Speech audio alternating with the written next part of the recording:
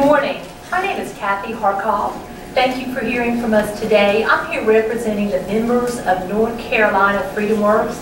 We have a group here from around the state today, from a great many regions in the state, and with your permission, Mr. Chairman, I would like those in the audience in support of this bill to please just stand.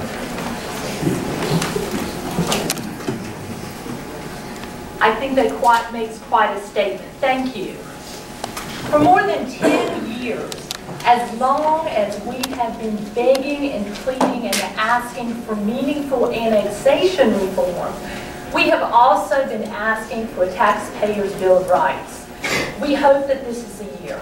We are delighted that this important piece of legislation is being heard in committee.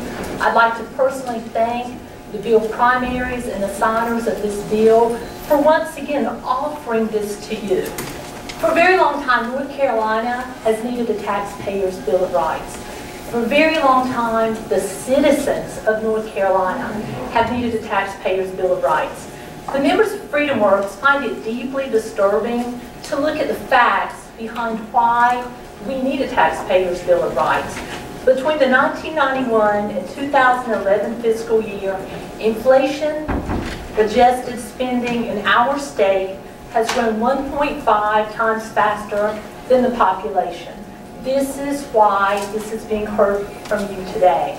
A vote for the Taxpayers' Bill of Rights is a vote for the fiscal security of our state. The former speaker spoke about the fiscal security of our state. A vote for this bill is a vote for the citizens of North Carolina. Again, on behalf of Freedomworks activists around the state, thank you for your time today. This has been a very long committee.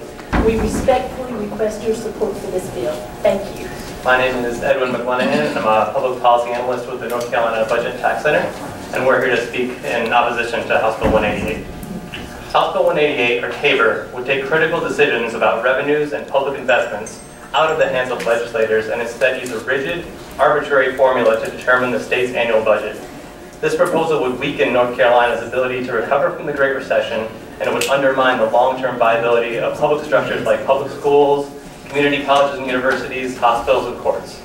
The restrictive cap on the growth of the state budget equal to population growth plus inflation fails to take into account that the cost of services such as healthcare and education grow faster than inflation.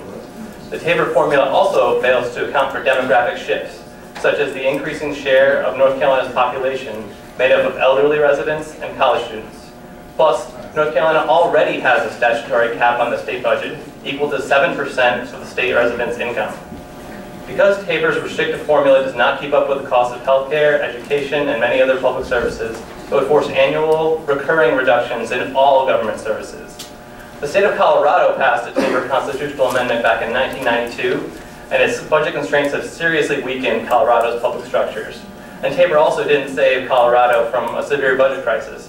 In fact, the National Conference of State Legislatures ranked Colorado's budget shortfall in 2003 as the second worst in the country, despite having a TABOR amendment.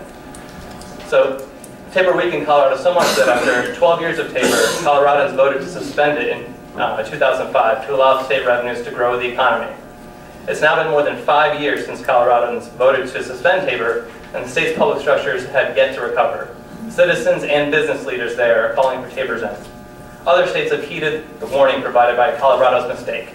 Despite TABOR amendments being proposed in 28 state legislatures between 2005 and 2009, Colorado remains the only state where TABOR has passed.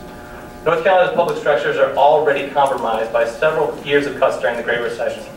TABOR's fiscal straitjacket would eliminate the possibility of restoring critical public investments as the economy recovered.